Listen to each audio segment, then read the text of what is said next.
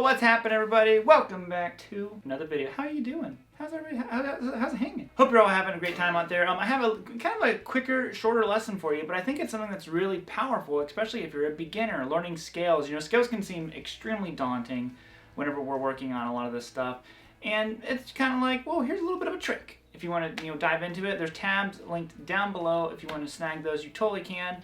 And other than that, let's just go ahead and jump into this one. Let's get it. Oh, hello! How's it going, everybody? Hope you're all having a great day out there. A couple things. Me from the future again. Been seeing a lot of me this week. For one, the Jazz Master giveaway still going on. That's linked down below. The guitar courses are on sale. But most importantly, of all of that stuff, happy Thanksgiving if you're in the U.S. celebrating it. If you're not, hey, I'm thankful for you. So have a great day. All right, bye, guys.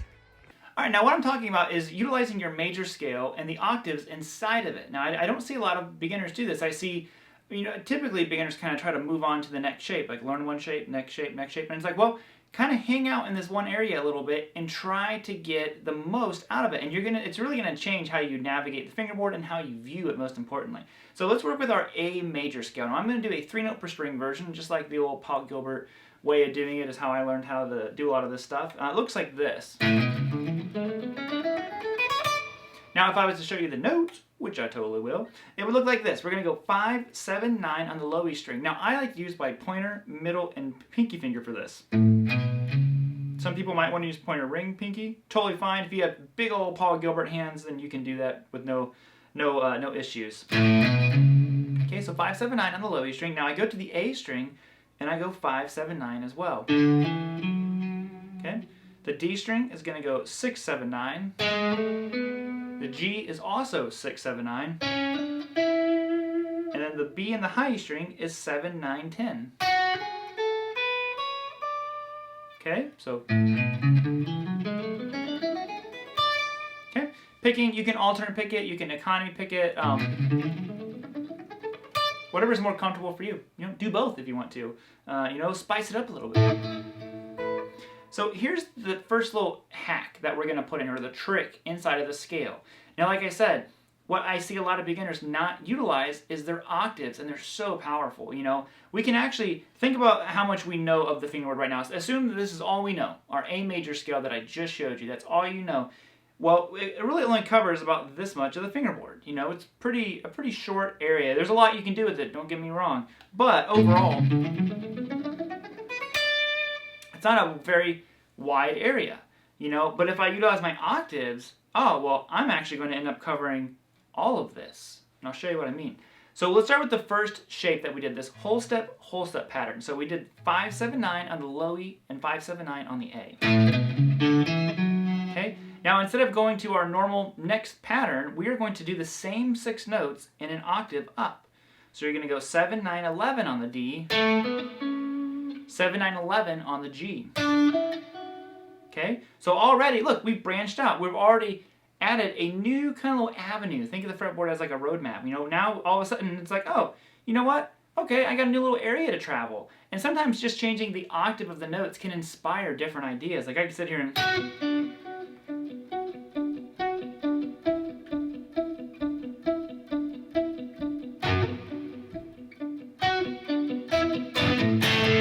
whatever it is, already maybe I wouldn't have played that with the lower octave. So now, good thing about the guitar is we actually get a whole nother set of octaves even higher up the fretboard. Okay, and the cool thing is the shape is always the same for us. It's always this whole step pattern. This is a really good one to practice ascending and descending. So we're going to go 10, 12, 14 on the B, and then 10, 12, 14 on the high E string. Okay, so we have...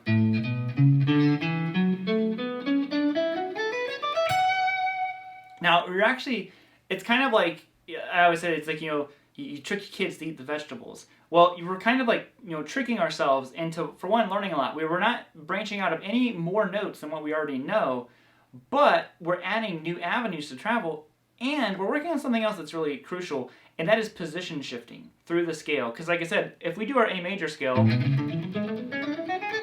it's in that one position, my hand never shifts, my thumb never moves. Maybe a tiny bit. But if I go like this, I'm forced to shift, and this is another area that, you know, gives people a lot of trouble. Now, once you get this one down, get to where you can ascend it and then descend it. Oh, let's see if I can do it. Okay, so get to where you can ascend and descend it with no mistakes.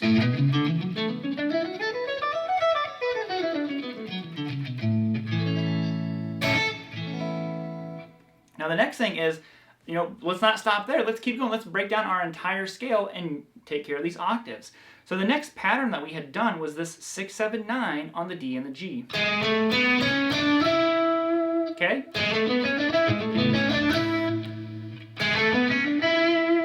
Trying to find the right tone that my ears want. Okay, so that right there. Now, the tricky part is we're starting in the middle, not on the top or bottom this time. So, what we have to do is we're going to have an octave lower and an octave higher this time. So let's start with our octave lower.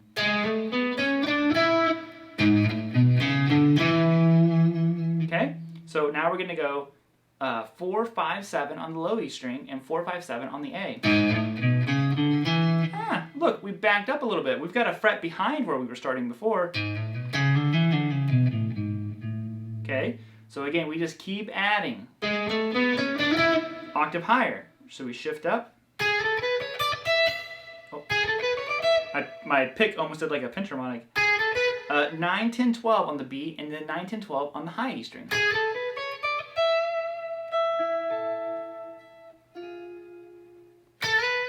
Anyways, it started to sound like a song, so I was like, wait, I know that.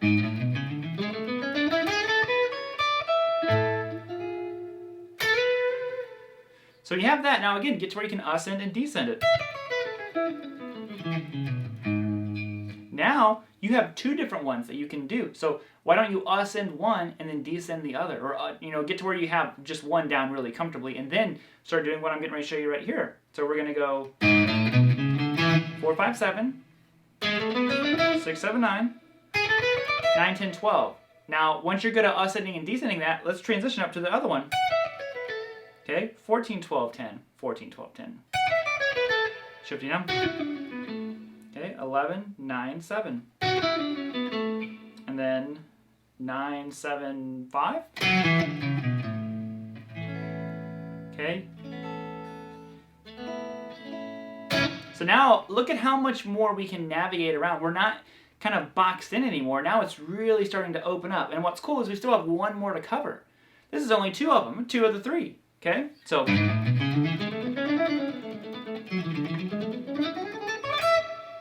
the final one here is what happened on the B and the high E string. So we're going to go 7, 9, 10 on the B, 7, 9, 10 on the high E string. Okay, now we have that pattern that we already know. So the difficult one about this one is everything is descending. You know, and sometimes descending is the difficult part for people. So make sure you can go 10, 9, 7, 10, 9, 7 real nice and comfortably. Shift down to an octave. We're going to do the same notes, but we're going to go 7, 6, 4, 7, 6, 4. Shifting down one more time. 5, 4, 2, 5, 4, 2. Well, now look, man, now we're playing notes all the way down here. You can't see that, can you? There you go. And then we're all the way up here as well. Look at that. I mean, that is a huge chunk of the fingerboard now that we know at least something. I'm not saying we know how to do everything in there, but it's a lot to work with, you know. And we'd really only know the one little chunk of our scale, but we just used what we knew. You know, like I said, it's all so much about guitar is the mental aspect of how you're viewing a lot of this stuff. So check it out. I can link it all together and basically like have like almost like endless sounding runs.